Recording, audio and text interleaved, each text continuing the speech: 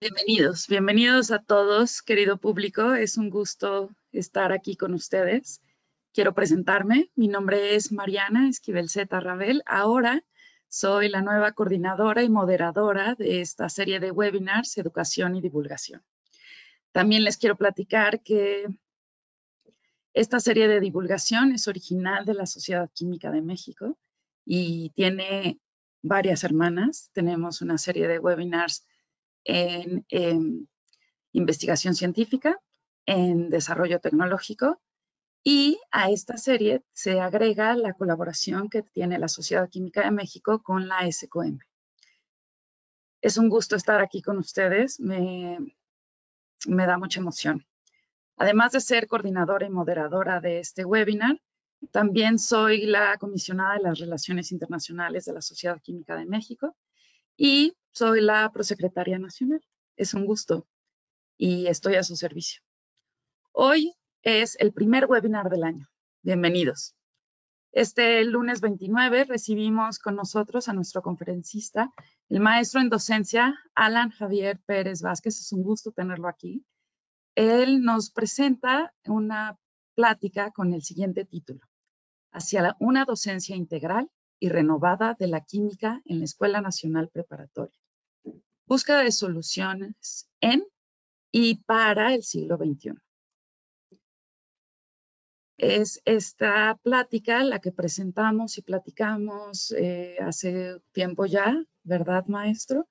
El objetivo se trata un poco de incentivar a la docencia integral, situada y humanística, pero no quiero adelantar demasiado porque el maestro nos va a hablar de viva voz de este tema tan interesante y necesario poner el foco hoy en día. Alan es maestro en docencia, es profesor asociado C, tiempo completo, del Colegio de Química de la Escuela Nacional Preparatoria, Plantel 5, José Vasconcelos. Cuenta con una experiencia docente de más de 10 años. Tiene el grado de maestro en docencia para la educación media superior en el campo de la química y estudios de licenciatura en química farmacéutico-biológica, ambos por la Facultad de Química de la UNAM. Acreedor a mención honorífica y a la medalla Alfonso Caso al mérito universitario por los estudios de posgrado. Tiene la certificación en competencias docentes para la educación media superior. Ha impartido cursos a docentes, participado en diversas comisiones académicas y como jurado en concursos. Por otra parte, tiene publicaciones relacionadas en el campo químico y pedagógico, en revistas tales como Alambique, en Libros UNAM, con la reedición de la colección A Ciencia Cierta, y en la Sociedad Mexicana de Computación en la Educación. Actualmente está comisionado en la jefatura de departamento del Colegio de Química en la Dirección General de la Escuela Nacional Preparatoria. Es para nosotros un gusto tenerte aquí. Es momento de darle el micrófono a nuestro invitado. Bienvenido. Es un gusto y muchas gracias por aceptar nuestra invitación. Al contrario, muchísimas gracias a todas y a todos los responsables que hacen posible pues este tipo de espacios académicos en el cual yo soy de la idea que todas y todos aprendemos, pues valga la redundancia, de todas y todos, y creo que este tipo de seminarios enriquece una comunicación bidireccional, ya que a través de las preguntas o comentarios que el público asistente haga, pues bueno, enriquece esta plática y será una comunicación dinámica. Entonces, seguro que yo aprenderé mucho de ustedes con sus comentarios, con sus preguntas, y con esta presentación, pues espero que puedan también llevarse algo respecto a la educación química en México y más en particular en la Escuela Nacional Preparatoria. En su momento se habló de que esta ponencia fuera respecto a la innovación educativa. Sin embargo, platicando con la doctora Mariana, decíamos esta parte de que es que innovar podría ser mucho, ¿no? En el sentido de a lo mejor lo que para mí es innovar en mi institución, para otra ya no, porque ya lo está implementando. Entonces, lo tratamos de hacer un tanto particular para la cuestión de la Escuela Nacional Preparatoria, que como lo saben las y los académicos de esta institución, pues es parte del bachillerato universitario.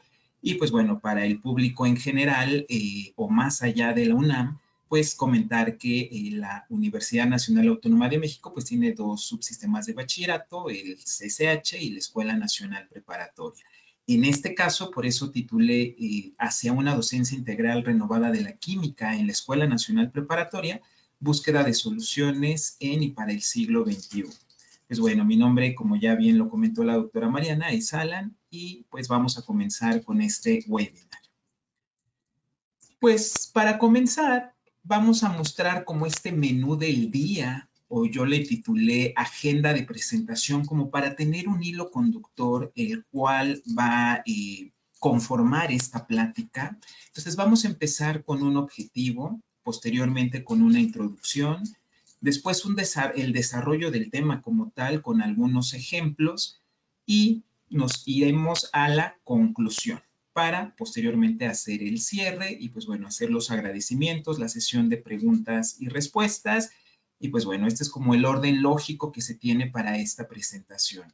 Vuelvo a repetir, antes de iniciar, agradezco a todas y a todos los involucrados, involucradas para la realización de ello, al público asistente por el tiempo y la confianza para poder estar interesados en esta plática. Espero de todo corazón que sea de su agrado y sobre todo que al finalizar esta sesión ustedes digan, valió la pena estos minutos porque yo no sabía esto o me dio curiosidad de esto o quiero indagar más sobre esto o mejor aún, voy a contactar a este Alan para ver si podemos trabajar en cosas entre la Nacional Preparatoria y una institución y otra institución. Entonces, pues bueno, ojalá y sea muy enriquecedor estos minutos que vamos a estar conviviendo, aunque de forma, bueno, virtual mediante esta cuestión de la tecnología, pero realmente espero que sea enriquecedor. Una vez dicho ello, pues vamos con el objetivo de esta sesión, que básicamente es incentivar la docencia integral situada y también humanística, esto mediante la búsqueda de soluciones no solo colegiadas, creo que ahora ya nos tenemos que abrir a esta cuestión también intercolegiada, en sus dimensiones ya sea multidisciplinar, interdisciplinar o transdisciplinar. En este caso, como pues, son muchos rubros, lo dejamos como intercolegiada, que permita la generación de proyectos educativos y de investigación en el aula. Porque muchas veces cuando somos docentes de recién ingreso, cuando nos estamos formando para una profesionalización docente, pues bueno, es como sorprendente decir que ¿a poco nosotros como docentes también podemos hacer investigación? Sí, podemos hacer investigación desde nuestra aula, desde nuestra práctica docente, y creo que es importante tener en cuenta ello. Esto a través de contemplar dimensiones como pues un componente de la creatividad, de la cuestión crítica constructiva, de la reflexión, de la asertividad y de la afectividad. Eso también es muy importante en el quehacer docente. Entonces, este es el objetivo de esta sesión. Y vamos a empezar con ese hilo conductor que les comenté diapositivas anteriores, pues vamos a hablar de lo que es la introducción. Pues bueno, muchas veces nosotros, cuando nos hablan de un tema, básicamente no quiero decir que en el 100%, pero sí en su mayoría nos centramos más en las problemáticas más que en las soluciones. Por ejemplo, en un curso que yo tomé, la ponente que nos dio el taller nos dijo, a ver, ¿qué se les viene a la mente cuando les lanzo la palabra agua? Ustedes escuchan agua y ¿qué es lo que se les viene a la mente? La gran mayoría de las y los asistentes en dicho curso pues decían sequía, crisis, contaminación, cuestiones negativas respecto a lo que era el agua, es decir, cosas relacionadas más con las problemáticas. Y entonces fue cuando nos dijo, no hay una cuestión positiva. Y entonces cuando ya nos mencionó esta parte de, y ahora cuestiones positivas, pues nos cuesta trabajo, pero bueno, también hay que reconocer, si se reconocen los problemas, también hay que reconocer las soluciones que se están dando hacia ese sistema. Con eso en mente, pues bueno, me di la tarea de buscar en internet, pues en varios artículos, esta cuestión del ser docente o la docencia en México. Y vean, lo que está en la diapositiva del lado derecho me dejó, pues bueno, sorprendido. Básicamente un gran porcentaje de los comentarios que se pueden recuperar es esta cuestión de que el docente en México pues tiene un bajo salario para un gran porcentaje de profesoras y profesores, que además atienden a un gran número de estudiantes y varios grupos de diferentes materias. Por ejemplo, en el contexto de la Nacional Preparatoria, un docente o una docente puede tener hasta 10 grupos y por lo general cada grupo estará entre 50 a 60 estudiantes. Entonces, imagínense si yo tengo 10 grupos de 50 estudiantes y luego de diferentes materias, entonces, pues bueno, ahí tenemos un punto sensible dentro de la cuestión docente. También me encontré esta cuestión de que la docencia es un trabajo, y lo pongo entre comillas, mientras se consigue algo mejor o mientras encuentro algo de lo que estudié. Como si yo soy docente de química, pero no me estoy dedicando a lo que estudié porque pues soy docente. Entonces aquí también es algo muy recurrente que se encuentra. Y otra es que se tiene poco reconocimiento para la sociedad mexicana. Entonces, muchas de estas cuestiones que ustedes ven aquí en la diapositiva, pues se relaciona justo con las problemáticas. Ojo, no quiero decir que nos olvidemos o que cerremos los ojos o que nos pongamos una venda ante esas problemáticas. No, de ninguna manera. Lo que estoy tratando de decir es que muchas veces nos centramos primero en la parte de los problemas y nos cuesta trabajo irnos a las soluciones. Entonces, lo que les quiero mostrar con esta presentación es, claro, considerando esto, pero evidentemente también hay soluciones. Es decir, a pesar de todo esto, se están haciendo soluciones que están apoyando y aportando a la docencia en general, pero en esta presentación en particular en la educación química de la Escuela Nacional Preparatoria. Entonces, aquí vamos a abordar que a pesar de todo esto, se están proponiendo acciones y soluciones o posibles soluciones para fomentar escenarios de aprendizaje que realmente sea favorable para el estudiantado que nació en esta época y que tiene que resolver ciertos problemas o que tiene que interaccionar con un ambiente que a lo mejor ya no es tan similar o ya no es nada similar a hace 20, 30, 40 años.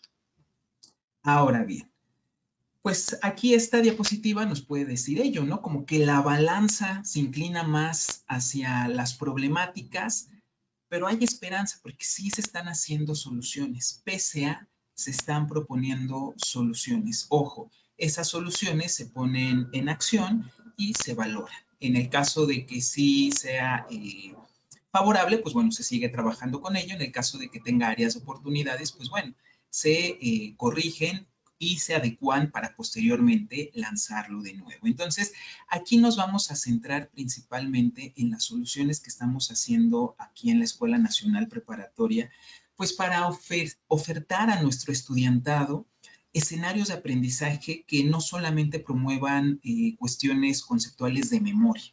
Lo conceptual y la memoria es importante, me queda claro, pero también hay cuestiones procedimentales, cuestiones actitudinales y que se tienen que ocupar dichos conocimientos, llámese aprendizajes conceptuales, actitudinales y procedimentales, para representar e intervenir en nuestro medio. Entonces, eso es lo que tratamos de hacer aquí en la Escuela Nacional Preparatoria, como supongo yo y estoy casi seguro que en cualquier otro subsistema, llámese de educación media superior o superior.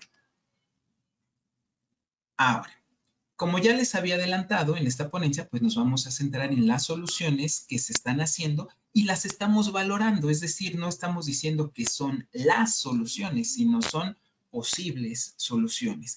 Y estas soluciones las voy a dividir en estos 4 grandes rubros. ¿Cuáles son estos 4 grandes rubros? Los programas de estudio, que como a partir de 2016, tengo entendido que en CCH y en 2017 en la Nacional Preparatoria, se empezaron a hacer actualizaciones curriculares en estos subsistemas. Esto con el fin de poder ofertar a nuestro estudiantado, pues bueno, programas acordes con lo que se requiere o lo que se demanda en estos años. Entonces vamos a hablar un poco de las virtudes que tienen nuestros programas de estudio. Por supuesto, todo tiene áreas de oportunidades, pero bueno, en este caso nos vamos a centrar en las virtudes. También estamos aquí abordando la interrelación del conocimiento, es decir, promover un pensamiento complejo más que uno lineal.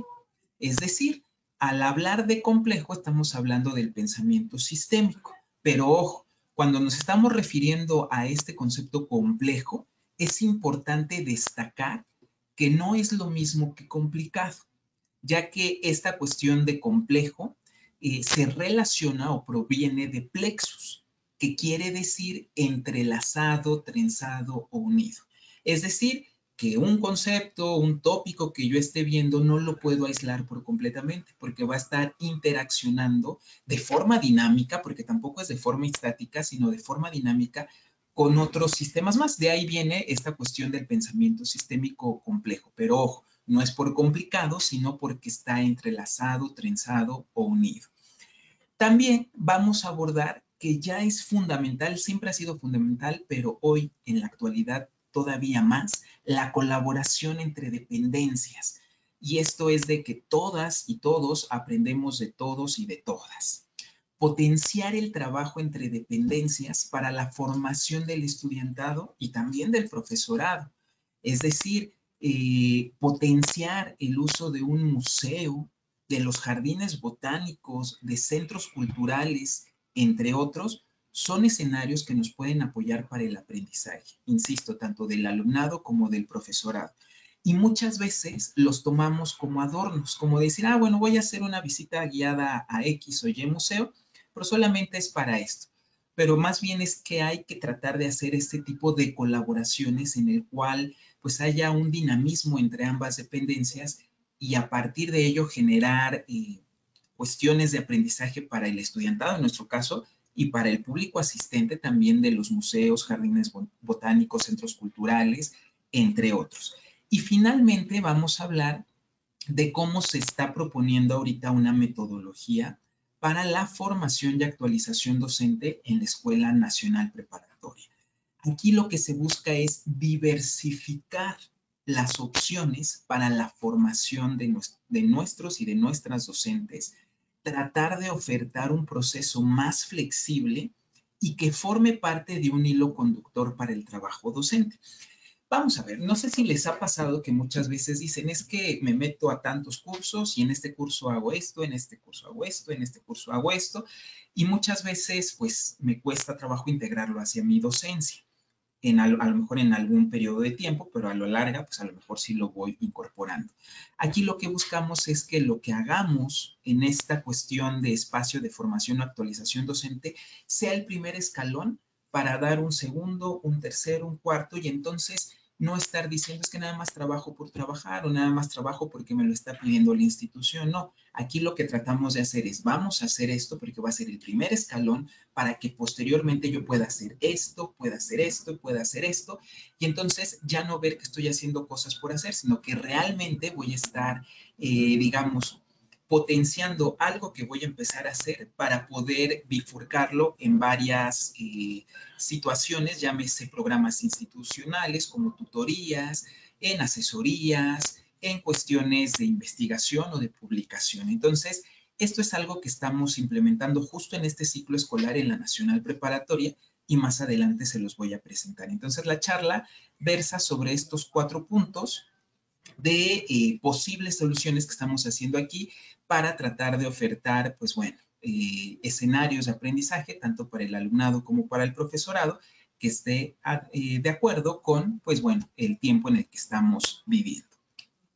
Ahora sí, vamos a hablar del desarrollo. Pues bueno, vamos a empezar primero con la actualización de los programas de estudio, obviamente de química, en la Escuela Nacional Preparatoria. Comentarles que aquí en el subsistema de bachillerato universitario llamado ENP, se tienen 7 asignaturas relacionadas con química. 3 están en iniciación universitaria, que es el equivalente a la secundaria, que es Introducción a la Física y a la Química, Química 1, Química 2. En bachillerato tenemos 4 asignaturas, las cuales son Química 3, que es una materia obligatoria para toda la comunidad estudiantil, y luego vienen las obligatorias de área, que es Química 4, área 1, Química 4 Área 2. La 1 es para físico-matemático, la 2 es para ciencias biológicas de la salud y tenemos una optativa de elección que se llama físico-química. Entonces, el Colegio de Química en la Nacional Preparatoria se conforma por 7 asignaturas. Y a partir del 2017 se empezó a hacer esta actualización curricular de los programas de todas las asignaturas que conforman el mapa curricular de esta institución. Y aquí solamente les voy a hablar de química en la Nacional Preparatoria. ¿Qué ventajas percibo yo que se lograron con este programa? Bueno, con esta actualización curricular. Desde 1996 ya teníamos programas que tenían una cuestión de ciencia, tecnología, sociedad y ambiente. Sin embargo, a partir de la reforma de 2017, considero yo, por lo que les voy a mostrar ahorita, se acentúa un poco más esta cuestión del enfoque CTCA en los diversos programas de la Escuela Nacional Preparatoria referente a la asignatura de química. Aquí tenemos una tabla donde a partir de Fernández 2014, que habla sobre indicadores para tratar de evaluar si nuestros programas están bajo un enfoque de ciencia, tecnología, sociedad y ambiente, pues bueno, poder contrastarlo y decir, va en correlación o no está tan en correlación con. Entonces, aquí habla de dimensiones, que es por qué enseñar ciencias de una dimensión de qué se debe de enseñar y cómo se debe de enseñar. Entonces, pues bueno, aquí habla de no solo de dimensiones, sino lo descompone en indicadores. Entonces, pues bueno, sí, nuestro programa propone el desarrollo de procedimientos científicos y resolución de problemas, si fomenta el desarrollo de normas de conducta responsables y colectivas, si fomenta el compromiso a problemáticas actuales relacionadas con el medio, si se abordan temas relacionados con su vida diaria, si se propone la discusión de temas científicos en función de su utilidad social, si trata el impacto del conocimiento científico en la sociedad y el ambiente, si propone realizar actividades prácticas, experimentales, en casa, entre otras más, y se involucra al estudiantado en discusiones donde se manifiesta la interacción ciencia, tecnología, sociedad y ambiente. Es decir, aquí ya nos desligamos incluso, insisto, desde el 96 nos desligamos de estos programas completamente que eran temáticos y que nada más importaba ver ácido base, óxido reducción y hasta ahí. No, aquí básicamente lo que se está tratando de buscar es cómo a partir de la química o cómo a partir de un contexto o de una situación contextual puedo ir desmenuzando pues los conocimientos de la química para que me ayuden a entender, es decir, a representar y intervenir en dicho contexto. Entonces, pues bueno, esto yo lo hice para, este análisis lo hice para la asignatura de Química 4 Área 1 y pues bueno, en general, pues sí aborda temas actuales como el manejo inadecuado de las pilas, como esto, el litio como una fuente de energía, la nanotecnología y los biopolímeros. Vean aquí los problemas de la extracción de litio, el uso de nanotecnología y de plásticos. Entonces, pues bueno, aquí vamos viendo que sí hay una cierta correlación entre lo que se propone en el programa de Química 4 Área 1, pues con el enfoque de ciencia, tecnología, sociedad y ambiente. Claro, también hay cuestiones que se convierten en áreas de oportunidad. Por ejemplo, aquí se busca diversificar los trabajos prácticos y, por ejemplo, falta la promoción de algo que en pandemia pues, se hizo todavía más famoso, por así decirlo, hablar del famoso laboratorio híbrido. Entonces, algo que vimos pues fue que faltaba este rubro, ¿no? Es decir, involucrar al estudiantado en discusiones donde se manifiesta la interacción ciencia, tecnología, sociedad y ambiente. Pero bueno, es un primer acercamiento, es un desligamiento completamente de un enfoque que solamente se aboca al temario.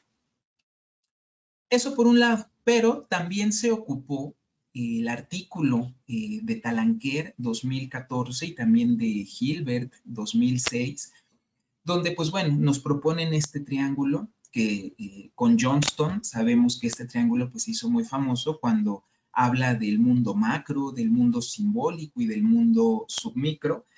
Y entonces aquí se complementa, es decir, eso es como nuestra base.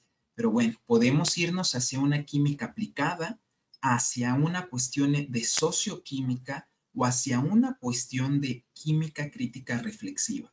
¿Esto para qué? Para llegar a un enfoque humanístico. En pantalla, pues uno puede decir qué fácil se ve, ¿no? O sea, pasar de química aplicada, socioquímica, química crítica reflexiva hacia el enfoque sociohumanístico, pero creo que esto es parte de que nosotros tenemos que estar buscando, ensayando, piloteando varios escenarios de aprendizaje, pues para poder ir transitando en alguna de estas cuestiones que nos propone Talanquer en su artículo de 2014. Entonces, algo que nosotros celebramos y que yo creo que la gran mayoría, por no decir casi todos los subsistemas de bachillerato, pues ya no estamos en un nivel cero.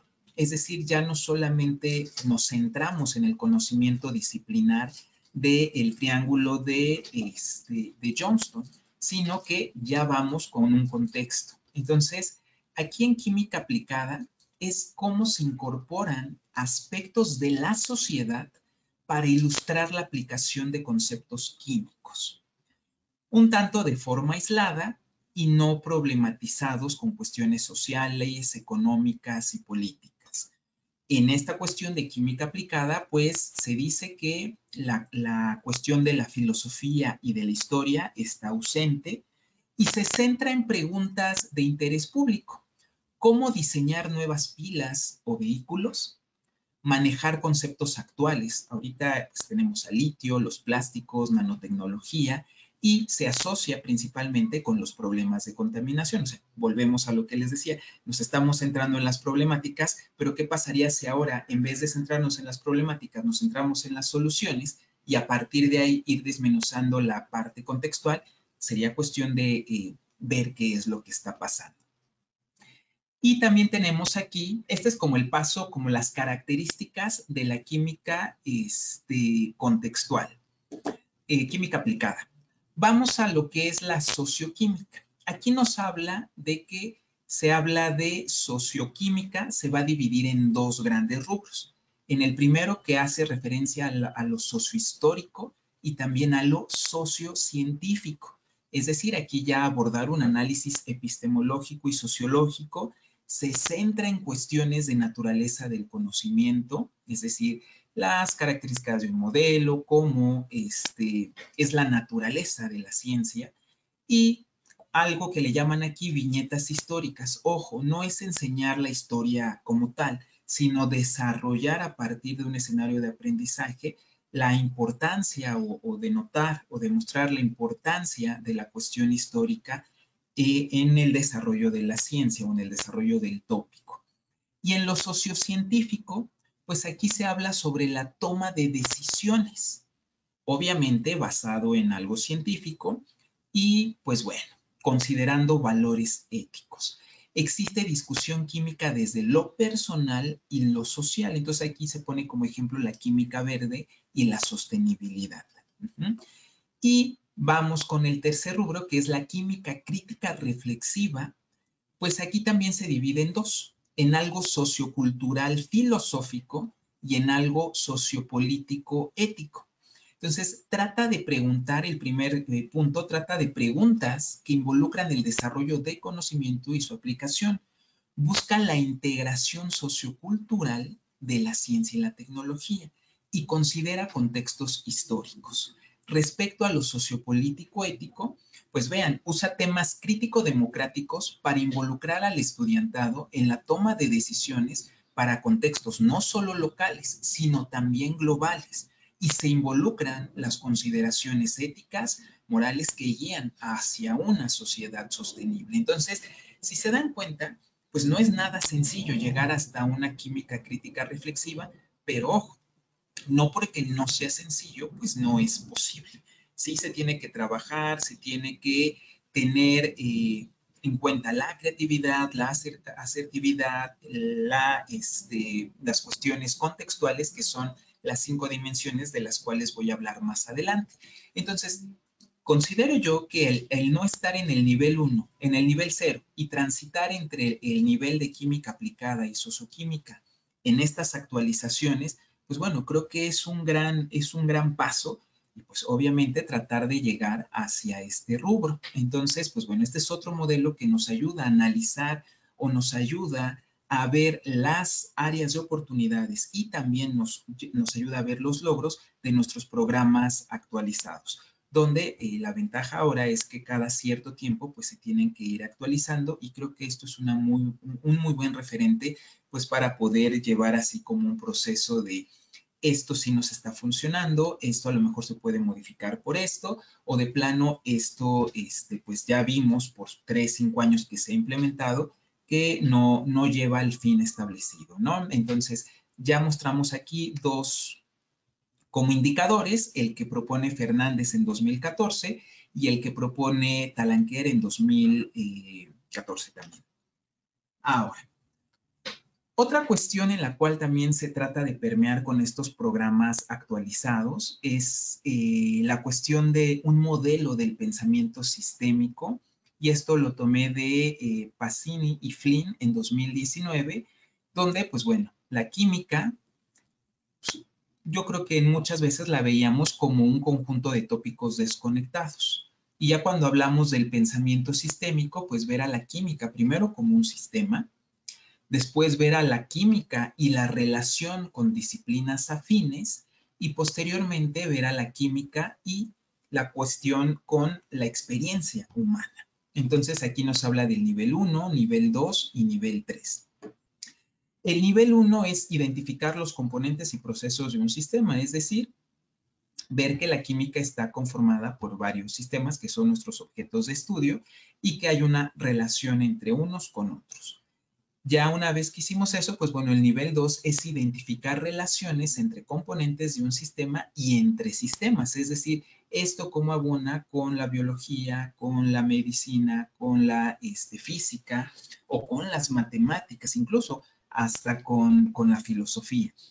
Y el nivel número 3 es la relación entre el sistema o los sistemas con temas sociales, ambientales y políticos, contextualizados en un espacio-tiempo. Creo que esto es importante, ya que a lo mejor lo que nosotros entendemos ahora, no sé, por elemento químico, en la época de los griegos, pues era una concepción completamente diferente, ¿no? Entonces, sí es importante tenerlo contextualizado en un espacio-tiempo. De cierta manera, nosotros consideramos que los programas actualizados, que ya son muy vigentes, porque la actualización ocurrió en 2017, ya estamos en 2024, pues trató de conjuntar estos escenarios que son importantes para darle herramientas a nuestro estudiantado, pues para que se pueda desenvolver en la actualidad, es decir, ya sea en la carrera que ellos estudien, no necesariamente química, y si es química, pues también que puedan apropiarse de estas cuestiones que genera el desarrollo de habilidades, de aprendizajes, no solo conceptuales, sino también actitudinales y procedimentales.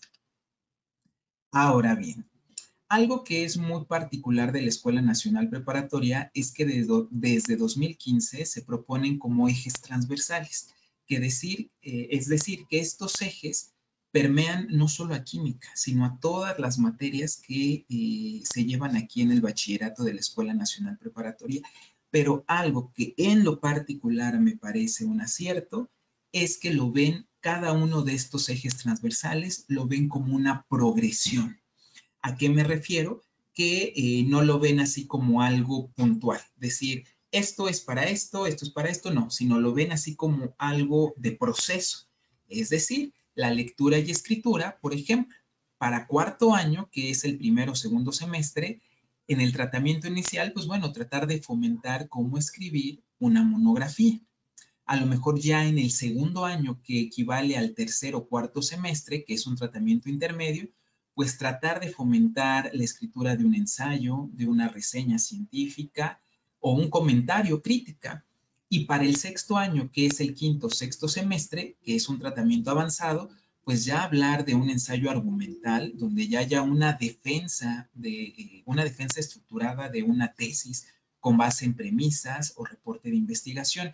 Esto mismo también para la habilidad para la investigación o solución de problemas, para la cuestión de la comprensión de textos, que también es bien importante, o el aprendizaje y construcción de conocimientos con TIC, o la formación en valores. Entonces, pues bueno, esto también se trató de permear en los programas en el sentido de decir, esos ejes son transversales y no solamente se van a desarrollar en química, sino a la par se estarán desarrollando en biología, se estarán desarrollando en literatura o en alguna otra disciplina. Entonces, también estamos marcando esta cuestión de ejes transversales que son muy importantes pues para la actualidad y para nuestro estudiantado.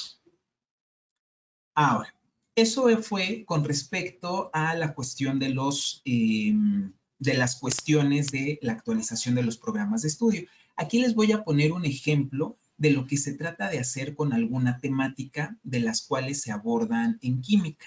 Ya el ejemplo anterior fue relacionado a Química 4 Área 1. Lo que vamos a ver ahorita es un ejemplo relacionado con Química 3. Y el tema que también se ve en CCH en el primer semestre, creo que es la unidad 1, esta cuestión del agua, aquí también lo vemos en Química 3, en la unidad 3. El agua es muy importante, pero ¿cómo ver el agua? Entonces, aquí lo vamos a ver desde la interrelación del conocimiento, es decir, no solamente desde una parte química, sino también desde una parte contextual, que eso nos va a ayudar a entender esta temática como un todo, de forma holística y no de forma un tanto fraccionada. Entonces, pues bueno, aquí les presento un ejemplo y ya ustedes me dirán, pues bueno, qué tan integrador o qué tan relacionador con otras áreas, pues bueno, puede explotarse. Incluso a lo mejor hasta hay áreas que aquí me faltan y que a lo mejor ustedes con sus comentarios nos pueden ayudar. Para abordar el tema del agua, primero lo que se hace es ver como una red, que bueno, aquí le llamamos como telaraña del pensamiento sistémico, y en nuestro caso de la Nacional Preparatoria, pues se llama el tema general el abastecimiento del agua. Entonces, aquí lo primero que nos dicen es, pues tratar de ubicar este tema, o este sistema también podría llamarse así, que está inmerso o está relacionado con otros sistemas. Entonces, vean, en lo particular a mí este tipo de esquemas me emociona muchísimo, porque da la relación entre varias cosas que a lo mejor ni siquiera sabíamos que podían tener esa relación. Entonces, vean, aquí está la parte de la química, hablar de sustancia, de mezcla, de tabla periódica, de las propiedades, pero eso cómo me va a ayudar para poder entender en mi entorno, ¿no? En mi alrededor. Entonces, pues bueno, aquí esta partecita que les estoy señalando para mí es muy importante, porque muchas veces olvidamos esta parte histórica y, por ejemplo, aquí tomamos esta cuestión de que muchas veces hacemos esa analogía, casi, más bien esa relación, la hacemos sin criticarla, sin juzgarla, sino la hacemos como por un acto de fe, ¿no? Que el agua es igual a H2O. Pues no necesariamente, o sea, porque si es a partir del siglo XVIII, posiblemente, pero antes del siglo XVIII, esta asociación, pues yo creo que ni siquiera era una asociación entre esta sustancia líquida con el agua.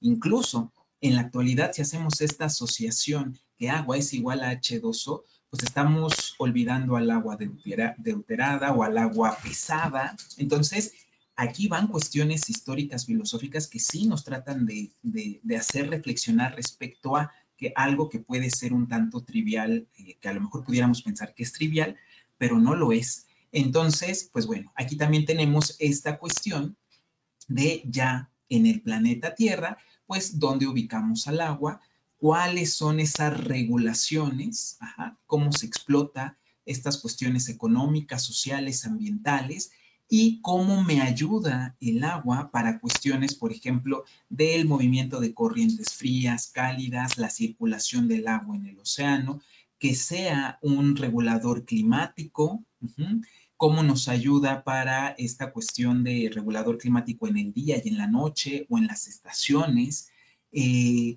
cómo ayuda eso con los minerales al disolverse, porque es importante que los minerales se disuelvan algunos en agua, el ciclo hidrológico para poder tener los usos consumtivos y no consumtivos como recurso renovable en cada uno de los países. Entonces, si se dan cuenta, aquí cambia completamente la percepción. Y ya no solamente es agua es igual a H2O y tienes estas propiedades y te hago el examen. aquí me puedo dar cuenta y aquí fluye la creatividad y decir, puedo hacer esto, puedo relacionar esto con esto. Me da como un panorama un poco más general o un tanto muy general y entonces yo ya puedo construir escenarios de aprendizaje. Ahora bien, un modelo que nos enseñan mucho es que decimos que prácticamente pues hay mucha agua, ¿no? En el planeta Tierra, es decir, que hay más agua que tierra como que suelo como tal. Entonces, pues la inferencia que pueden tener a lo mejor muchos estudiantes, no hablo de bachillerato, posiblemente de bachillerato, pero hacia secundaria o primaria, decir, pues es que si el planeta tiene mucha agua, pues entonces, ¿por qué nos preocupamos, no? Entonces, este podría ser un primer modelo o un primer acercamiento para decirles, a ver, de los océanos sabemos que es agua salada y que esa no la podemos directamente de tajo consumir, ¿no? Del agua dulce solamente tenemos el 2.5, pero ojo, de ese 2.5 una parte está en glaciares, otra en el permafrost y otra en el agua subterránea. Entonces nosotros damos como una primera inferencia al estudiantado, decir, a ver, si México tiene una disponibilidad aparente del 30.4, ¿por qué? Porque solamente vamos a considerar que tiene aguas subterráneas y que también tiene aguas superficiales, ya que por su ubicación geográfica, pues no tiene acceso a glaciares ni al permafrost. Nos vamos a olvidar, por ejemplo, de los glaciares que tenemos a lo mejor, o bueno, de los que nos quedan pues de algunos volcanes, ¿no? Como en el de el Iztaccíhuatl o incluso hasta del Pico de Orizaba, pero bueno, eso los podemos como omitir, es como una parte de un modelo, ¿no? Decir, a ver, vamos a quitar eso y nos vamos a quedar con esta primera inferencia de que nosotros, por nuestra ubicación geográfica, solamente podríamos tener acceso al agua subterránea y al agua superficial, y pues bueno, es decir, hacemos cálculos matemáticos y entonces se puede llegar a una primera inferencia que México puede tener o puede acceder del agua dulce a un 0.76. Entonces ese dato pues ya es muy revelador porque ni siquiera llega al 1%. Pero este cálculo es decirle al estudiante que es un cálculo aparente, es un cálculo rápido, que en la realidad se requiere de una metodología más profunda para ver cuánta agua es la que tiene un país. Y aquí la metodología que ocupamos es la del Aquastat, del Sistema Mundial de Información de la FAO. Y entonces vean otro modelo. Y de ahí nosotros podemos decir a nuestros estudiantes que la química gran parte es a partir de modelos y que los modelos son importantes. Es una representación de una porción del universo, del planeta, en el cual nosotros ponemos ciertas o imponemos ciertas condiciones para poder entender. Entonces yo cuando vi esto dije, realmente esto como ayuda a entender más cómo es esta distribución del agua. Entonces, muchas veces no sabemos que hay aguas superficiales que salen del país por tratados con otros países o sin tratados con otros países. Que incluso hay agua subterránea que entra al país y que a lo mejor nosotros ni sabemos, o agua subterránea que sale del país. Vuelvo a lo mismo, por tratados o sin tratados. Entonces ahí puede entrar una cuestión del derecho, ¿no? De decir, a ver, vamos a ver los tratados que se tienen. Esa es una. O la otra es el agua superficial que entra al país por acuerdos o el agua que sale del país también mediante acuerdos. ¿Y qué pasa? Eso es algo que a lo mejor muchas veces no lo tenemos así al 100% presente con el agua de los ríos fronterizos. ¿Qué pasa con esos ríos que son fronterizos como el río Bravo en el norte del país? Entonces, pues bueno, también hay normas, hay leyes en las cuales se da esa distribución tanto para un país como para el otro. Entonces, esos factores son los cuales nos están diciendo o nos van a decir cuánta agua pues puede tener un país, como en este caso el de México, que se le conoce como recursos hídricos renovables totales. Entonces, vean, también se habla de superposición, es decir, el agua superficial, pues mucha de esa se puede filtrar y tenerse ahora ya como agua subterránea, por eso se tiene que tomar en cuenta esta superposición. Entonces, es claramente un modelo como los que nosotros ocupamos al enseñar química. Y entonces aquí ya nos estamos yendo más allá en tratados. ¿Qué pasa de un río fronterizo? ¿Cómo se dan esos tratados? ¿Quién los firma? La sociedad, ¿cómo cómo influye en esta cuestión de tratados. Ahora, después estas tablas las construimos para decir que la ciudad, bueno, más bien que México en general está dividido en 13 regiones hídricas. Ajá. Y pues bueno, aquí podemos ver cuál se extrae más y si se extrae más, cómo es la precipitación para ver si extraemos más de lo que la naturaleza nos puede volver a regresar. Esta cuestión de cómo ayuda a la recarga de los acuíferos o cómo tiene que ver eso con el PIB. Entonces aquí ya vienen otras cuestiones, donde ya vemos cuestiones pues ya políticas, económicas y un tanto ambientales, tanto la relación de extracción-precipitación o qué pasa con esos acuíferos o con su superficie continental también. Entonces de aquí se puede llevar al estudiantado a que infiera muchas cosas, que haga hipótesis y que pueda hacer investigaciones. Esta gráfica también me gusta mucho porque el manejo del agua implica un gasto. Las personas pagan por un precio, por la disponibilidad y, ojo, por la calidad del agua. Los economistas lo ven como un análisis costo-beneficio. Toda consecuencia de una política se reduce a dinero. El costo total de cualquier política es la suma de dos elementos, el costo por daños y el costo por control. Entonces, ¿qué pasa si yo tengo una alta disponibilidad y agua potable? Pues bueno, voy a tener un gran costo de control en la infraestructura, pero ¿qué pasa si yo tengo una baja disponibilidad y agua no potable? Pues bueno, ahora el costo que voy a tener va a ser por daños a la salud. Entonces, aquí es donde les digo que hay una relación dinámica. Si yo le invierto al agua potable, pues me voy a gastar ahí mucho dinero, pero para las cuestiones de daños a la salud relacionados con el agua potable van a disminuir. Por el caso contrario, si yo no tengo una buena infraestructura para la potabilización del agua, pues bueno, voy a tener un recurso menor, pero tengo que invertir más hacia el costo por daños a la salud. Este tipo de relaciones es la que se les debe de enseñar a nuestro estudiantado. ¿Por qué? Porque así uno puede estar tomando decisiones y que son cuestiones dinámicas. Entonces, pues bueno, aquí les pongo un ejemplo donde ya se relaciona esta cuestión de la análisis costo-beneficio a partir de la economía. Y bueno, aquí vean, es más en específico. Si tengo una mayor precipitación, muchos dirían, qué bueno, hay una mayor precipitación, pero no, porque podemos tener inundaciones, eso puede fomentar enfermedades, destrucción de cosechas, daños por inundación, daños a la propiedad. Pero ¿qué pasa si yo tengo menor precipitación? Pues va a haber sequías, desnutrición, reducción de cosechas y baja productividad en las cuestiones socioeconómicas. Si yo tengo poca agua subterránea, pues puedo tener hundimiento de suelo, que puede causar daños a edificaciones. O desecación de pozos superficiales, pues poca disponibilidad para el riego, aumento en la lucha por el agua subterránea y aumento de costos y de la desigualdad.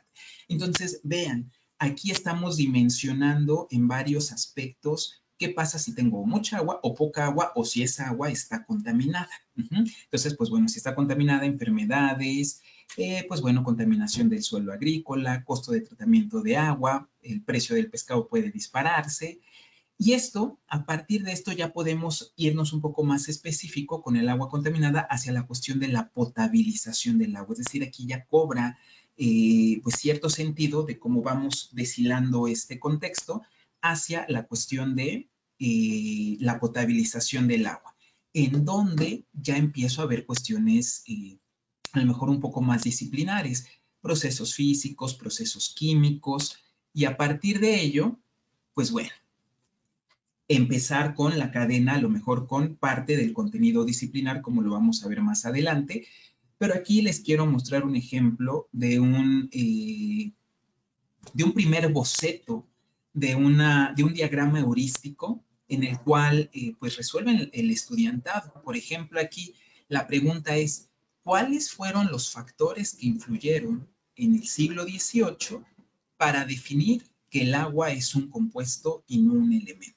Porque muchas veces pensamos que el agua siempre es un compuesto o decimos que es un elemento. Entonces, esto último lo digo por las películas estas de Avatar, ¿no? Que dicen que los elementos es agua, tierra, fuego y aire. Pero bueno, con esto ayudamos al estudiantado, a la investigación, a la búsqueda de información y sobre todo a dar una respuesta a una cuestión un tanto histórica, ¿no? Y decir cómo fue ese proceso para cambiar del agua a una cuestión de verlo como un elemento químico a verlo como un compuesto químico. Entonces, esto, por supuesto que se toma muchísimo tiempo, pero creo que vale la pena, porque vean, incluso hasta ocupan el lenguaje antiguo, ¿no? Como aire desflogisticado, el flogisto, calórico, el aire vital más flogisto. Es decir, aquí ya le estamos dando una importancia al desarrollo a lo largo del tiempo de esta disciplina llamada química. Esto se le conoce con lo que vimos en el triangulito que propone Talanquer relacionado con esta cuestión de una viñeta histórica. Y posteriormente nos vamos con toda la química que nosotros creamos que nos va a ayudar, no solamente porque sepan química, sino toda la química que yo requiera para poder entender este tipo de situaciones. Que el estudiante con base en lo anterior pueda decir por qué en invierno continúa la vida de la fauna marina en océanos, lagos, cómo es la construcción de un iglú o por qué hay el arte de patinaje, ¿no? Relacionado para explicar el ciclo hidrológico, ¿no? Que los países tengan recursos hídricos renovables para el uso consultivo y no consultivo, explicar la importancia de la tensión superficial para los insectos, la formación de gotas para hacer las cuestiones de oleaje y los cuales son esenciales para la difusión de oxígeno en los océanos. O por qué el agua funge como un regulador climático. Algo, no sé si les ha pasado, pero algo que me pasa a mí es cuando les pregunto, ¿el agua dulce tiene sales? No sé si podría catalogarse como una concepción alternativa, pero me dice, no, solamente es el agua salada. Y entonces ahí entra muy bien lo que es la cuestión de la concentración. El agua dulce como la de mar, pues aunque los alumnos muchas veces no lo tienen explícitamente, tienen disueltas sales. La diferencia es la concentración. En el mar ronda como 3.5% más a volumen y en el agua dulce pues es muchísimo menor. Pero este tipo de cosas, para esto nos debe de servir la química, al menos en nivel bachillerato. O responder este tipo de preguntas. ¿Cómo se disuelve el gas oxígeno en el agua si es una sustancia no polar? Ah, pues bueno, se disuelve muy poco, pero suficiente para los peces. Esto debido a la formación de interacciones dipolo permanente, dipolo inducido. Entonces, aquí entra la importancia de que se conozcan estas fuerzas, ¿no? Dipolos, dipolo permanente, dipolo inducido, para contestar una pregunta bastante interesante, porque muchas veces se enseñamos casi por ley, ¿no? Sustancias iónicas, sustancias covalentes polares son las únicas que se disuelven en agua, ¿no? Pero este tipo de preguntas, pues es como un famoso torito, ¿no? Que le llamamos en educación. Entonces, para eso podemos ocupar la química. Ahora, vamos a hablar con el siguiente punto, ya es el antepenúltimo, la colaboración entre dependencias. En la Nacional Preparatoria se hizo todo un desarrollo a partir de esta imagen para tratar de ingresar, por así decirlo, la perspectiva de género en nuestros cursos de química. Y a partir de ello, pues bueno, se hicieron concursos interpreparatorianos donde las y los estudiantes participantes pues tenían que hacer cuestiones relacionadas con la vida de una científica y aquí se aprendieron temas como, además de química, como la igualdad, la equidad y la paridad. Entonces ahí también hay una relación también. Y eso dio origen a esta imagen. Ajá, yo sé que ya casi estamos en tiempo, espero que me dé tiempo de concluir, pero bueno, lo anterior nos quedó así como el gusanito y dijimos, ¿qué más podemos hacer? Pues bueno, aunque no lo crean, se unió la Facultad de Ciencias Políticas, UACM, los colegios de dibujo y modelado, el Colegio de Química, y se dio un taller en el Museo Sumaya para abordar cuestiones de perspectiva de género. Y ustedes van a decir, ¿cómo fue eso? Esto es algo que queremos hacer en la Nacional Preparatoria. Tratar de fomentar un ambiente donde donde todos nos sientamos en confort, estemos a gusto y que no pensemos que en ese curso vamos a estar con esta cuestión que muchos dicen canibalismo académico. A ver qué es lo que va a decir X o Y persona para yo atacarle y decirle, ah, no, estás mal y estás mal y estás mal. No, sino en un ambiente de confort. Vean, se les llevó diversos panes, galletas. ¿Por qué? Porque esto se llamó un café conversatorio, como una charla entre compañeros, entre amigos, para discutir el tema de perspectiva de género. La doctora Selene de la Facultad de Ciencias Políticas y Sociales, pues bueno, aquí va dirigiendo la discusión, pero no lo daba como una conferencia magistral, sino lo daba como una plática. A ver, ¿tú qué entiendes? ¿Tú qué sabes? Vamos a llegar a esta conclusión. Y las y los asistentes podían comer, platicar, es decir, se fomentó un ambiente bastante interesante y la experiencia de los docentes pues fue muy, muy agradable, además de que aprendieron.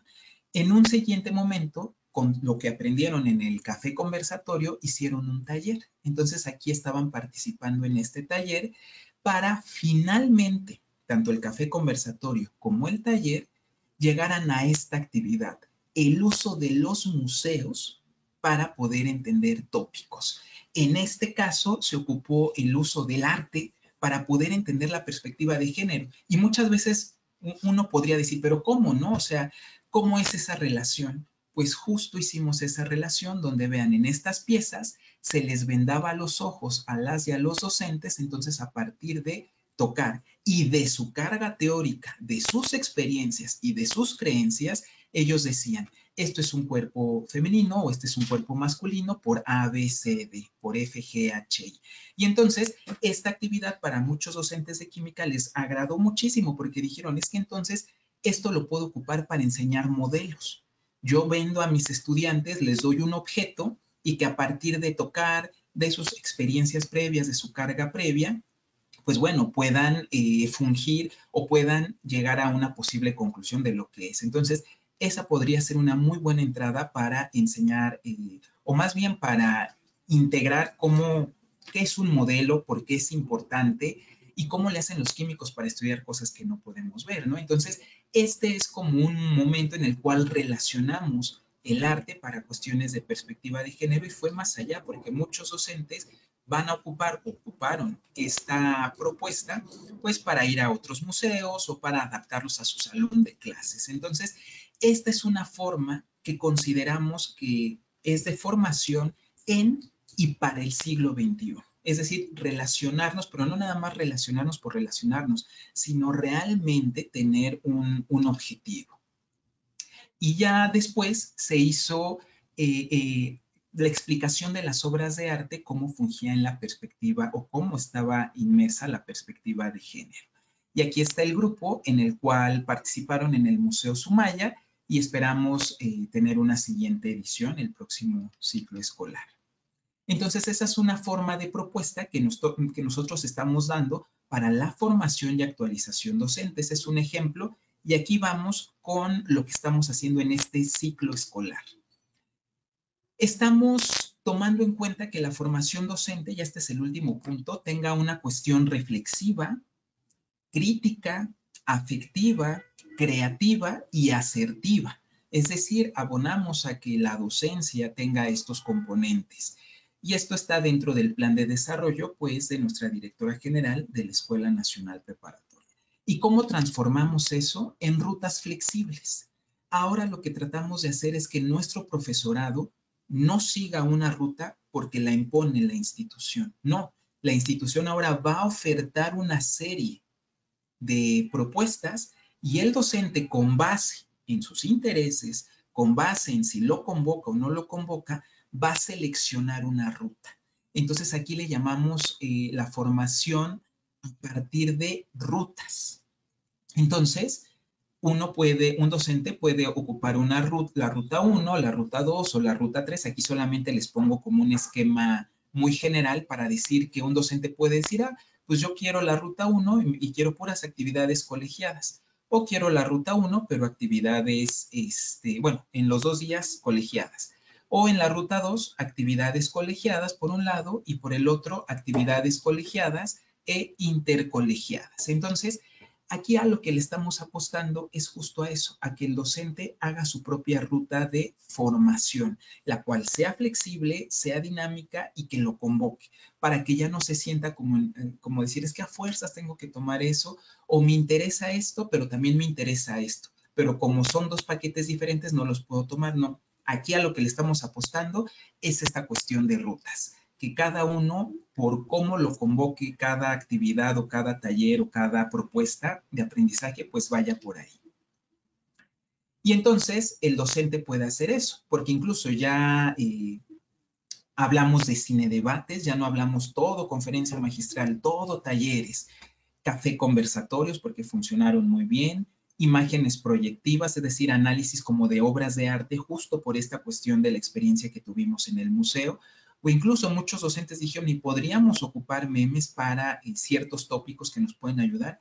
Pues si es pertinente, adelante, pero también tomar en cuenta las lecturas, webinar como este, conferencias grabadas, porque sabemos que vivimos en una dinámica muy compleja, y al finalizar, pues bueno, tener un taller de creación académica o vean, esto apenas lo vamos a implementar, laboratorio de experiencia didáctica. Entonces, el docente A, pues le interesó esta ruta, está súper bien. A otro docente le interesó esta ruta, también está bien porque es a lo que le convoque cada uno de ellos. Entonces, esta es la propuesta que estamos intentando hacer para este ciclo escolar con respecto a la formación.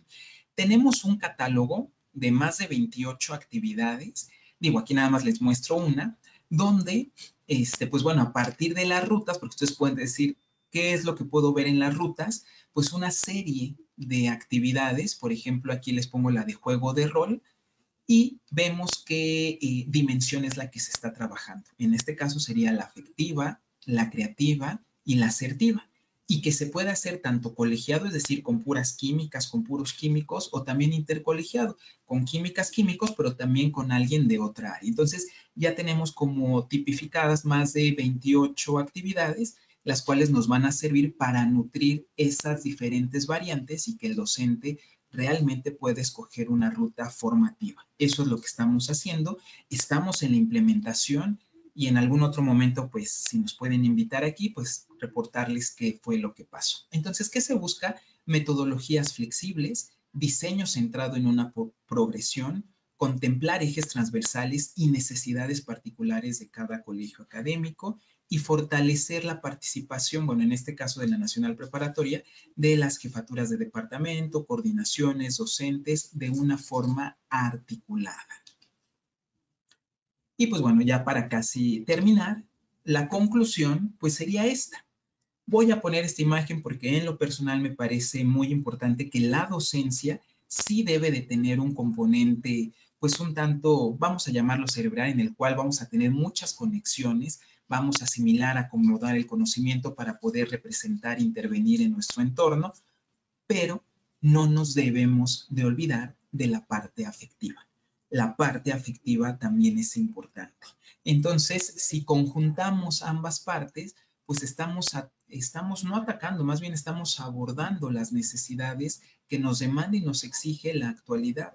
Por eso el título de esta ponencia de búsqueda de soluciones en y para el siglo XXI, pero sí creemos que es a partir de estos dos grandes rubros, desde la parte, vamos a llamarlo así, vuelvo a decirlo, cerebral, y desde la parte también afectiva y creativa, porque nada está peleado con nada, sino más bien es como buscar las relaciones de unas con otras.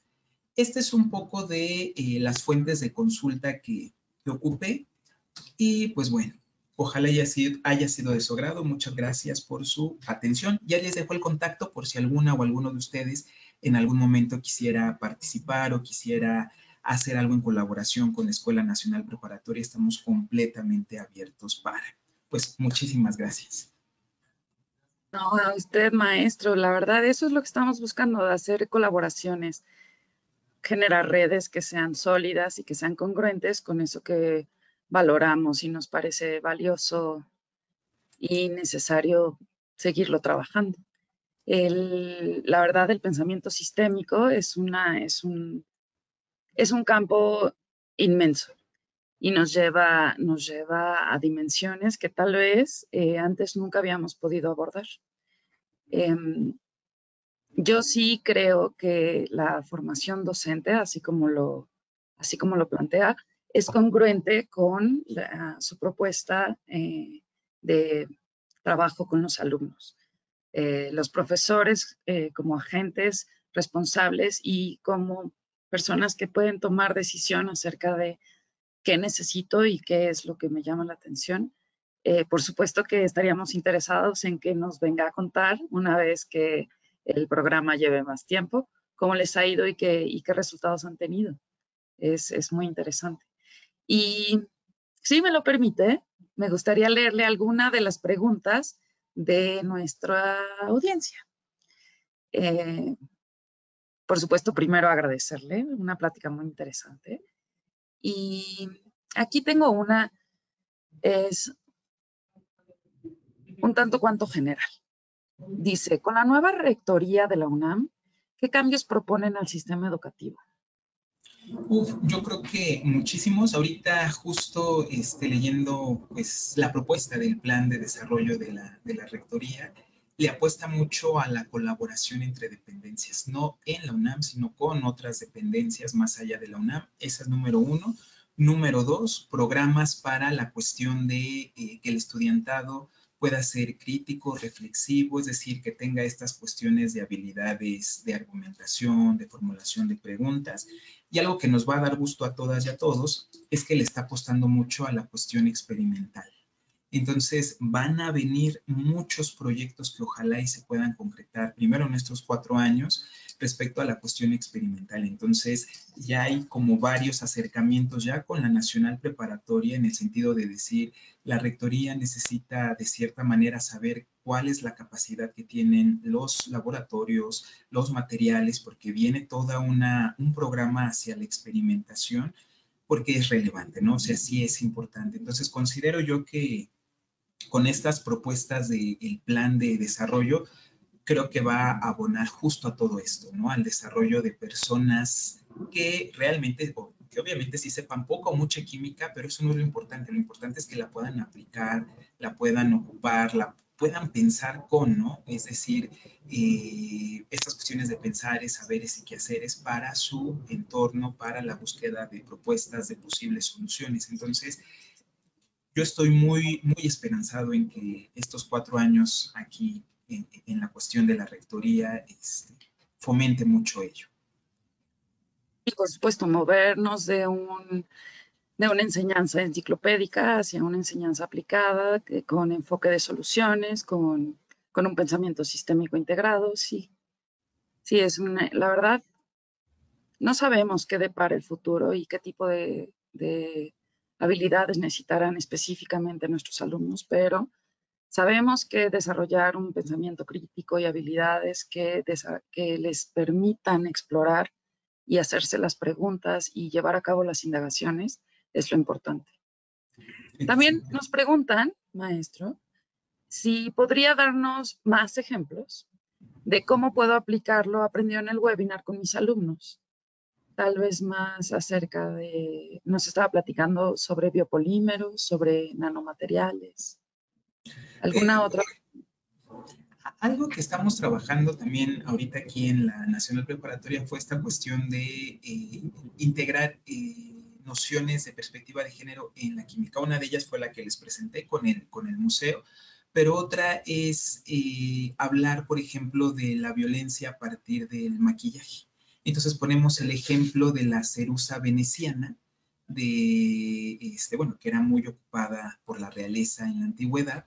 Y pues bueno, ahí ponemos el ejemplo de una reina, en la cual, pues bueno, ocupaba mucho de ese maquillaje y vemos el contexto histórico, que no estaban acostumbrados a desmaquillarse. Entonces, a partir de ese maquillaje se ponían otro maquillaje y en el caso de que se llegaran a desmaquillar, pues tenían ahí compuestos, tenían, pues sus preparaciones, tenían mercurio, o el mismo maquillaje tenía plomo. Entonces, desde ahí empezamos a abordar de por qué era importante para esa época el maquillarse, ¿no? por qué no había estas medidas de desmaquillarse, qué contenía esta cuestión de la cerusa venecina, qué contenía el desmaquillante, por así decirlo, que se ocupaba. Se sabe que tenía mercurio. Entonces, de ahí se pueden hacer también otro abordaje, es decir, ya un poco más hacia la perspectiva de género, la violencia, en esta cuestión de si no me veo bien, me van a amedrentar. Entonces, pues, lamentablemente para con esta reina, pues lo que terminó fue que pues ya no podía dejar de usar el maquillaje, porque si se quitaba el maquillaje, pues bueno, su piel ya tenía, pues digamos, ciertas cuestiones, ¿no? Que lo dejó el maquillaje, se quedó de cierta manera calva. Entonces es otra propuesta en la cual se puede abordar.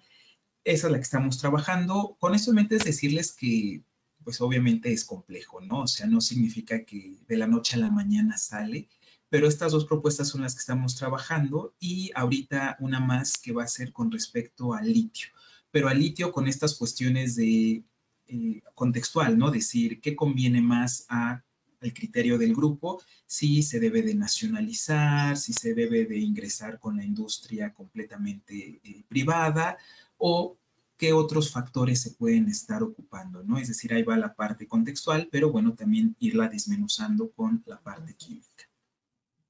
Dos ejemplos muy bonitos y de donde se puede sacar muchísimo hilo para los alumnos, en donde se puede enganchar al contexto en la viñeta histórica, al contexto actual, a las perspectivas futuras que tienen este tipo de materiales y hacia dónde hacia dónde van esas industrias. Tengo otra pregunta.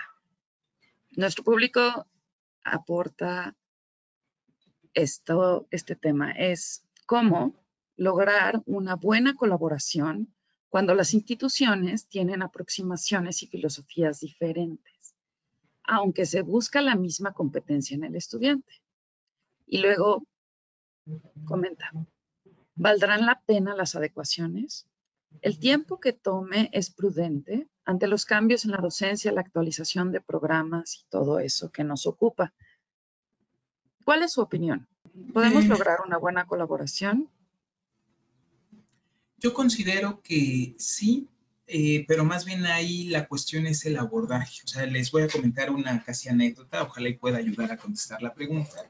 Quería buscar una colaboración con este jardín botánico. Y entonces me decían, pues, es que al parecer, como nos lo estás contando, se está viendo como que están ocupando al jardín botánico como un adorno, como así de, quieres llevar a tus docentes al auditorio, que les hagan una visita por el Jardín Botánico de la UNAM y ya con eso se acaba la colaboración. Dice, no, lo que buscamos nosotros es una colaboración realmente donde exploten nuestros recursos, en el sentido de decir, no sé, se pueden fomentar jardines polinizadores en los planteles, y entonces a partir de esos jardines nosotros te podríamos proporcionar a lo mejor algunas plantas polinizadoras, llevar pláticas a los planteles, porque al fin y al cabo quien los va a estar cuidando y se van a hacer responsables, van a ser el estudiantado con un docente responsable. Esta cuestión de decir, pueden hacer visitas guiadas al jardín botánico para ver aquí cómo manejamos, cómo tratamos estas cuestiones de los jardines polinizadores. Incluso si ya tienen eso, podremos ir hacia cuestiones de plantas medicinales, pero eso sí que a lo mejor ustedes en jóvenes hacia la investigación puedan hacer esa extracción en concursos interpreparatorianos, puedan hacer algo para que se ocupe ello, y entonces a lo mejor las finales pueden ser aquí en el jardín botánico. Y entonces ahí hay una colaboración bidireccional. Esa es una gran lección que yo aprendí, porque muchas veces a lo mejor en la forma en como yo me dirijo hacia una institución fuera de la Nacional Preparatoria o de la UNAM, pues a lo mejor ahí está el detalle, ¿no? Cómo llego. Pero entonces si yo llego con un proyecto en el cual se incluyan ambas partes, porque si yo nada más incluyo la mía, pero nada más veo la otra parte como un simple llaverito para decir, hice X cosa en el jardín botánico, pues eso es lo que no buscan las instituciones. Realmente las instituciones sí buscan una colaboración, digamos, entrelazada o trenzada con pues la institución que está buscando esa colaboración. Entonces, yo creo que la forma en cómo uno se acerque a hacer esa colaboración, aunque tengan distintas filosofías, distintas misiones, visiones, pensaría yo que si el proyecto es interesante e incluye a ambas partes, no habría ningún problema. Nosotros ya hicimos, por ejemplo, una colaboración con Pabellón Nacional de la Biodiversidad, con esta cuestión del Museo Sumaya, y ahorita estamos viendo una posible colaboración con el Universum, pero insisto, no es así de decir nada más préstame tus instalaciones y ya, sino realmente que haya una retribución de ambas partes donde participen ambas partes. Entonces, al menos con estos 3 ejemplos, que son muy pocos, eso también me queda claro, no ha habido ningún problema. Lo que sí aprendí es eso, ¿no? De que la forma en la que yo presente esta posible colaboración, pues bueno, es como se pueden abrir los caminos. Algo que ya tenemos aquí en la Nacional Preparatoria es colaboración con Instituto de Fisiología Celular, con Instituto de Química, con las estancias cortas, y con Facultad de Química, con algo que se conoce como Quimitur, es decir, estudiantes, es un evento hecho por estudiantes de la facultad para estudiantes de la Nacional Preparatoria. Y créanme que es muy rico ese tipo de colaboración, porque si bien sí importa que el investigador, el docente, el coordinador de materia vaya a explicar, no hay como que entre par y par haya esa comunicación. Entonces, dependiendo la parte de cómo yo establezca ese convenio, esa colaboración, pues bueno, va a ser la respuesta.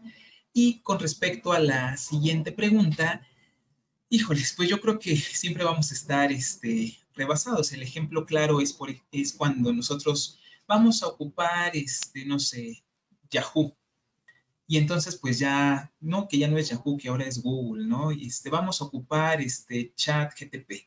No, pues que ya no es ese, ahora que ya son otros. Entonces, creo que la dinámica es muy, muy rápida, es decir, como que estamos casi corriendo para tratar de alcanzar, pero creo que lo poco o lo mucho que se haga para tratar de acercarnos creo que eso es valioso, creo que nos apoya y creo que nos aporta. Creo yo que es mejor estar así, a lo mejor desfasándonos por unos 2, 3 años, a desfasarnos por más años. Por ejemplo, aquí en la Nacional Preparatoria, los programas que teníamos eran del 96.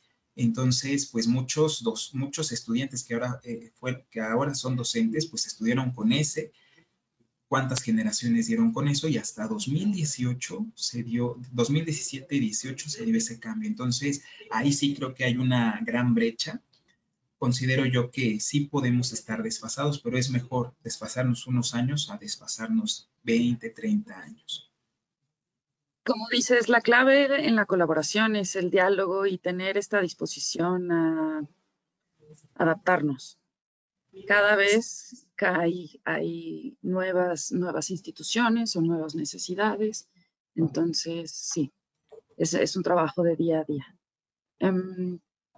Respecto a los ejes transversales que presentabas de la Escuela Nacional Preparatoria, en la tercera progresión, me parece, nos preguntan que en qué lengua extranjera se trabaja y si debemos evaluar el dominio de un idioma o de la disciplina al trabajar Sí. en esa progresión. Por ejemplo, aquí en la Nacional Preparatoria, pues los idiomas que se implementan es el inglés en primera instancia, el francés, el alemán y el italiano. Entonces, más bien aquí lo que se trata de buscar es, pues, potenciar o más bien incentivar en el estudiantado que no es una materia más la lengua, sino que es un eje transversal, es decir, permea todas las disciplinas. En este sentido de decir, está aquí este artículo, pero está en español y es a lo mejor de los años 80, que no está mal. Porque muchas veces les decimos a los estudiantes, pues sí, busquen información actualizada, pero oh, sorpresa, mucha de la información actualizada, pues no necesariamente está en el idioma español, sino está en otros idiomas, o si consultan una infografía, o si consultan un simulador, ahorita con lo de la pandemia, muchos simuladores que se abrieron por esta cuestión de la pandemia, pues estaban en otro idioma. Entonces, pues muchas veces nosotros omitíamos ese tipo de recursos, ese tipo de materiales, porque decíamos es que no es el idioma español, ¿no?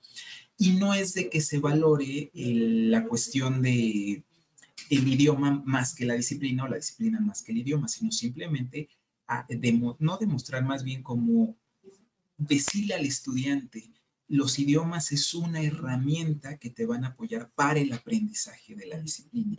No significa yo les voy a preguntar cosas de inglés en una evaluación, ¿no? O que en un extraordinario vengan cosas de idioma inglés, ¿no? Sino más bien es que lo vean como una herramienta para potenciar y para, digamos, que su aprendizaje sea más completo, vaya, ¿no? Por ejemplo, en el simple hecho de decir, es que yo no puedo escuchar la conferencia del premio Nobel porque lo está hablando en inglés. Entonces, como quitar esas limitantes. Sí, sabemos que pues obviamente este es un reto, que podemos empezar con la comprensión y ya después con la escritura o con que puedan escuchar, pero sí es necesario indicarle al estudiantado que los idiomas no es una materia más, no es escuchar una canción, no es ver un programita de televisión, sino realmente es una herramienta que ayuda al aprendizaje de las ciencias en este caso. Muy bien. Y ayuda también a integrar el conocimiento. Entonces, inglés, francés, alemán e italiano. También nos comentan, va un poco sobre este tema, una problemática en la Escuela Nacional Preparatoria es la dificultad de los estudiantes para leer y escribir un texto. Si bien están haciendo esfuerzos en diferentes asignaturas para solucionarlo, ¿cómo se puede comprobar que los ejes transversales realmente estén funcionando en la Escuela Nacional Preparatoria? Esa es una pregunta muy interesante y es que la verdad como son, aquí les llamamos ejes transversales, en otros lados les llamarían habilidades y en otros lados que a lo mejor aquí causa un poco de temor les llaman competencias, pero bueno, vamos a dejarlo en ejes transversales o habilidades. Son habilidades que se pueden, que depende de cada personalidad, se pueden expresar durante un año, durante 3 años que cursan el bachillerato, o incluso se pueden expresar más allá. O sea, este tipo de cuestiones creo yo que se van fomentando gradualmente, ¿no? O sea, eso es algo que nos debe de quedar claro. Es decir, no porque yo fomente la cuestión de escritura en mi clase de química por 9 meses significa que ya es un experto en o que ya adquirió. No, se tiene que complementar de otras materias paralelas, otras materias subsecuentes y se va a ir expresando en algún momento. Es decir, aquí puede ser que sí lo podamos ver como alumno docente, que yo sí lo pueda ver con mis estudiantes o que simplemente no. ¿Cómo lo voy a ver cuando a lo mejor en CU, en la calle o en algún lado me encuentre a un exalumno y me diga, maestro, es que esto me sirvió, ¿no? Entonces ahí es cuando uno dice, entonces es el camino, ¿no? Es un posible camino para. Difícilmente, o sea, ¿qué mejor sería? No, este instrumento ya está validado, está prácticamente no da falsos positivos ni negativos y te dice si adquirió este eje transversal. No, lo único que podemos decir es que lo estamos promoviendo, que se va a expresar en algún momento, pero lo importante es fomentarlo, es tratar Recordar que de son procesos, así es. Sí. que es un proceso y que el proceso, por ejemplo, que es de Alan, no va a ser el mismo del proceso de Mariana. Entonces, eso es bien importante porque muchas veces como docentes queremos la inmediatez, ¿no? O sea, si yo le enseño al alumno agua es igual a H2O y en el examen no me lo pone, está mal, ¿no? A lo mejor ahí se expresa, pero ¿cómo le voy a decir a un estudiante valorar así? No, pues es que sí ya domina la escritura, domina la comprensión. Creo que eso es una tarea transversal para la vida. Hay que acompañarlos, así es, poco a poco. Me voy a permitir leer algunos comentarios. Dice, para mí es excelente presentar la enseñanza de la química diferente, que sea integrador donde se vea la aplicación en el entorno, en la resolución de problemas, que fomente la participación de los alumnos y hasta los padres. De esta manera, los muchachos se motivarán más en la participación, aplicación de otros campos e innovación de productos con uso de la química. También nos dicen, felicidades al ponente desde la Escuela de Nivel Medio Superior de Guanajuato, Universidad de Guanajuato. La docencia es una actividad sustantiva, pero la mayoría de los profesores de nivel medio superior tenemos el reto de preparar para la universidad, no para la vida práctica, y considero que eso nos está fallando a todos. Por eso los estudiantes preguntan siempre, ¿esto para qué sirve? También tengo otras felicitaciones. Felicidades por la plática. Fue muy ilustrativa y hay mucho que hacer. Esta es mitad felicitación, mitad pregunta. Excelente ponencia. Es muy importante formar relaciones con otras áreas. ¿Qué tan fácil ha sido poder colaborar con los maestros y las maestras que no son del área de las ciencias? ¿Quién propone los temas? ¿Un comité especial o entre las y los docentes surgen las ideas y ya se desarrollan? Esa es una interesante pregunta. Aquí surge por por las y los docentes, o sea, por eso se creó digo que apenas lo vamos a implementar, que lo denominamos laboratorio de experiencias docentes. Porque así de una plática, yo he implementado esto, el otro profesor dice, oye, pero a lo mejor si lo complementas con esto y el otro con esto, entonces se van armando como esos grupos de trabajo, se hace la propuesta, se puede hacer un pilotaje y posteriormente ya se presenta o a una jefatura de departamento, incluso hasta la secretaría académica, y eso da pauta a lo mejor que se pueda replicar en los 9 planteles. Entonces, básicamente esa es como la lógica que se da aquí en la Nacional Preparatoria, pero era justo lo que les comentaba, mucho de ello es por las soluciones que buscan las y los docentes, a pesar de lo que les enseñé de las primeras diapositivas, ¿no? De que pueden tener grupos numerosos, de que el pago pues es bajo, o sea, sí, no hay que olvidar esas problemáticas, pero también hay que mirar esa parte de las soluciones. Y muchas de estas soluciones vienen desde las y los docentes. O sea, realmente ahí tienen una cuestión muy de compromiso con su labor docente y con la institución. Entonces, eso es algo que a mí me gustaría de esta plática. Sí, sí, a lo mejor sí ya identifiqué los problemas, pero ahora identificar las soluciones. Una tarea, a lo mejor un ejercicio que podríamos hacer es de X tema. ¿Qué se me viene a la mente si yo digo este tema, no? Y vamos a ver que en lo general vamos a ver, vienen estas cuestiones de problemas o cuestiones negativas, y cuando digo, a ver, cuestiones positivas o soluciones, es donde nos cuesta más trabajo. ¿Por qué? Porque no estamos, más bien no nos han preparado para ello, ¿no? Simplemente para ver el lado negativo, y creo que también se están haciendo cosas positivas. Dejo en claro, sin dejar también de olvidar pues estas problemáticas, eso también es importante. Esta sería nuestra última pregunta y 2 comentarios más para invitarlo a dar un comentario. Pero nos dicen, ¿cómo puedo dar el brinco de la química aplicada a la socioquímica? Uy, eso es, yo creo que también es un proceso y algo, digo, esa es muy mi perspectiva personal. Considero yo que sí se necesita de cierta manera una profesionalización de la docencia. Yo quiero hacer aquí, va a parecer un comercial, me disculpo de antemano, pero yo agradezco muchísimo a la maestría en docencia para la educación media superior, famosa, bueno, esta maestría que se conoce más como MADEMS. La verdad es que yo fui una persona antes de la MADEMS y después de la MADEMS. Entonces, después de la MADEMS, veía cosas que a lo mejor sin esa formación o profesionalización de la docencia me hubiera costado tiempo visualizarlas, verlas, pero creo yo que sí es importante tener una profesionalización de la docencia. Digo, aquí en la Ciudad de México, en UNAM, tenemos la MADEMS, pero tenemos muchísimas más cuestiones, ofertas o escenarios en los cuales nos podemos llevar a esa profesionalización. Teniendo eso, teniendo en claro que nuestra labor docente también es de investigación en el aula, entonces conjuntando esas dos, más que dar el salto es, bueno, como la canción que fue muy famosa en ese momento, va a ser pasito a pasito, pasito a pasito. Y entonces nosotros vamos a posteriormente colaborar con otros docentes a partir de la experiencia también. Y pues bueno, son como los 3 ejes que yo veo: experiencia con otros docentes para platicar sobre un tema, profesionalización de la docencia y pues bueno, reconocer que nuestra labor también es una parte importante de la investigación. Entonces creo que esos 3 elementos poco a poquito nos va a llevar hacia ese enfoque humanístico. Más que un salto, yo creo que sí es gradual. Y de nuevo, más comentarios de agradecimiento por la presentación, por la reflexión. Muy interesante, muchas gracias. Y me gustaría que nos compartiera, maestro, un comentario final para nuestro cierre y nuestra despedida de este webinar, primer webinar de la serie de educación y divulgación.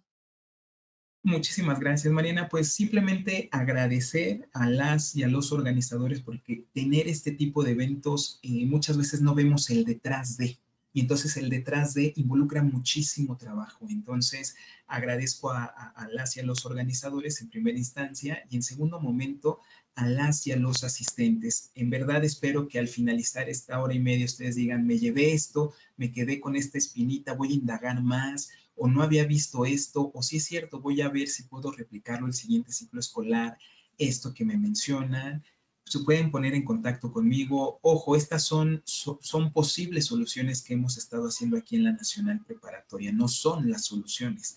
Entonces son posibles soluciones que aquí la parte importante es que a lo mejor si ustedes dicen, es que yo no lo veo como una solución, entonces pues entraríamos a otra pregunta. Entonces, ¿qué posibles soluciones propones, no? Para, con este contexto, con esta dinámica, con este tipo de cuestiones que permean a la Nacional Preparatoria. Entonces, muchísimas gracias. De corazón espero que se hayan llevado algo y pues nada más que agradecimientos. Es un gusto escuchar a los profesores. Poner el foco en el quehacer docente es una de las cosas más importantes hoy en día. Quiero también agradecer a nuestro público.